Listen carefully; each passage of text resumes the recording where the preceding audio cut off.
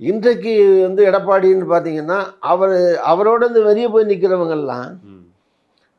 So அவர் அப்படி பார்த்தீங்கன்னா, ஒரு சில காலம் ஓபிஎஸ் முதலமைச்சரா இருந்தவரு, ஜெயலலிதாவாலேயே முதலமைச்சர் ஆக்கப்பட்டவருங்கிற ஒரு பின்னணியும், ஒரு பலமும் அவருக்கு இருந்தாலும் கூட, ம். அதில் ஒரு 6 மாதம் 4 மாதம் அப்படி தான் இருந்தார் அவரு.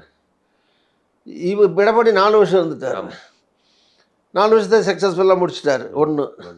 2வது அந்த கட்சியில் பெரும்பகுதி அவர் நின்று போச்சு. ம். 3வது திமுக, அண்ணா திமுக இந்த மாதிரி பெரிய கட்சிகள் சின்னம் மக்கள்கிட்ட பிரபல்யமாகி பாப்புலராக இருக்கிற சின்னம் உள்ள கட்சிகளில் ம். அந்த சின்னம் தான் கட்சி. ஆமா.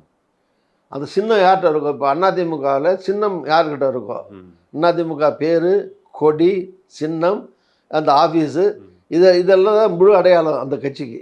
ஆமா. ஸோ அதுக்குள்ளே யார் இருக்காங்களோ அவங்கள்ட்ட தான் பெரும்பாலும் தொண்டர்கள் இருப்பாங்க. இருப்பாங்க.